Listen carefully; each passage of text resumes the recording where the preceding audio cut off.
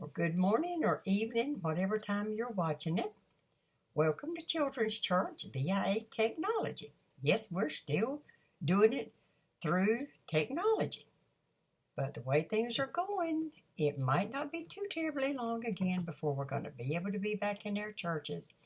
In fact, our governor and even our president feels like that it's essential.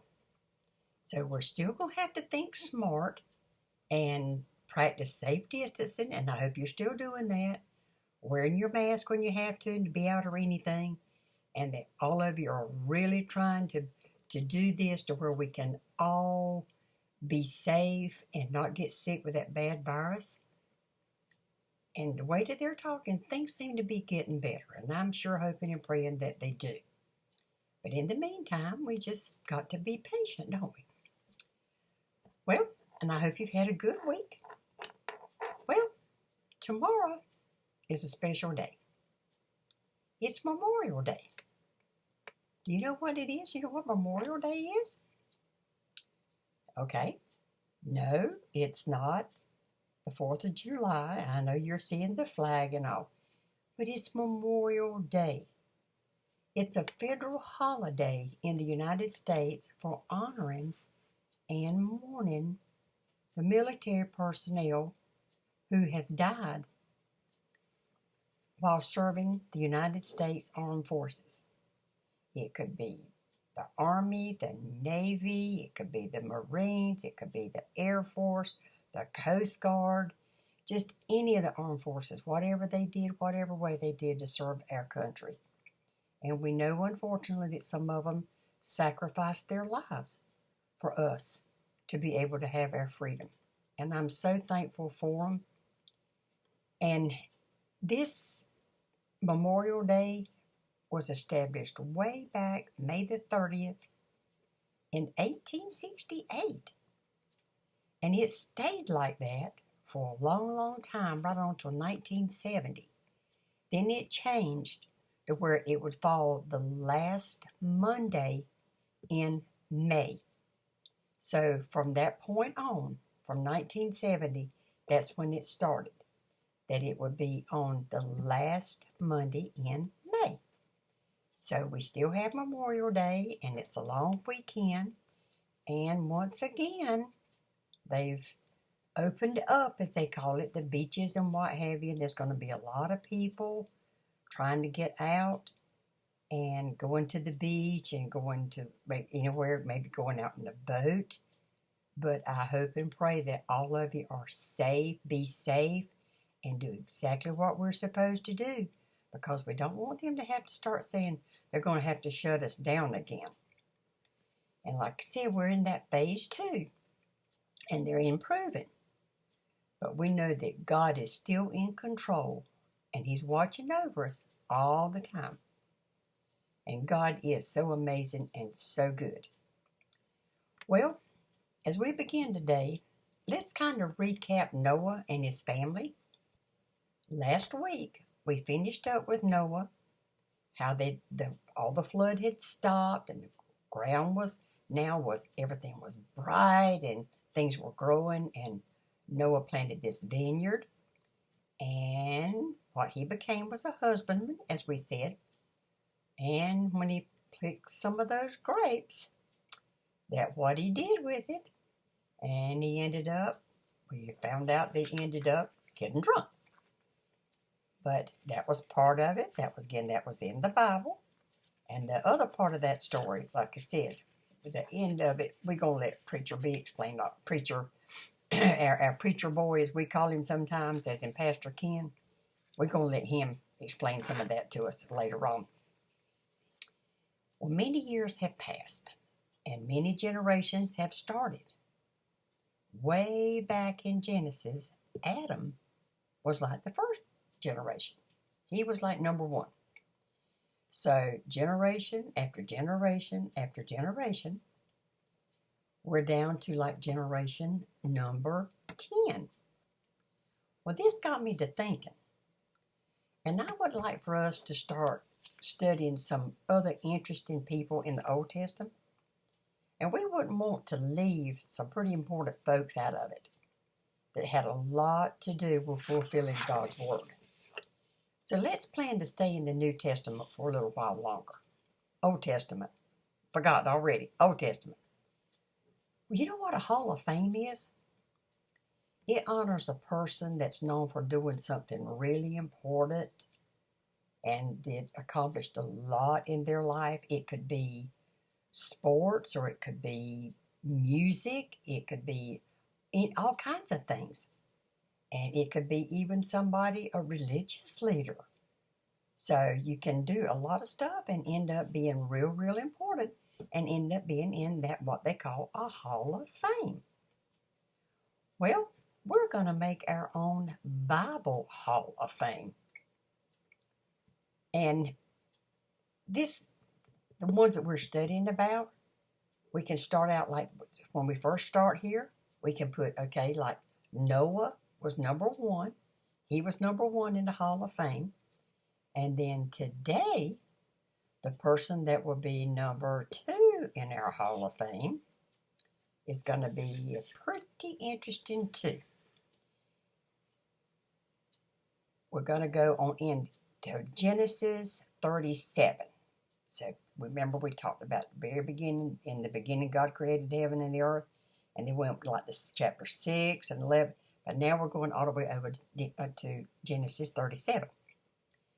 Well, Noah's grandchildren, great-grandchildren, great-great-grandchildren, right on down had been born. And the person we're talking about today is part of that bloodline that went down and down and down and down. Well, his name is Joseph. His parents were Jacob and Rachel.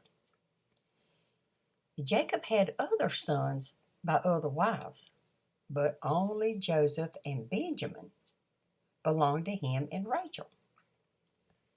It's sad, but for a long time, Rachel couldn't have any children. And she cried and she prayed and she prayed and she kept asking God. And finally, God answered her prayer. And she was able to have a baby. And it was Joseph, and then she had Benjamin. Well, something else sad happened. Benjamin, not too long after he was born, Rachel died.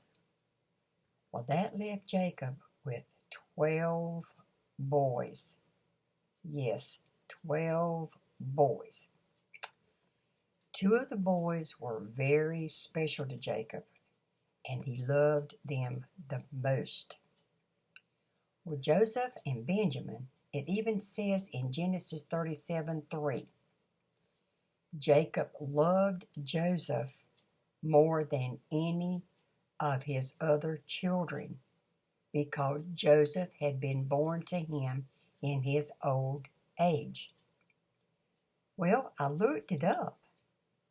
And really, Jacob wasn't as old as Noah was when he was still having some children. So I thought that was kind of interesting.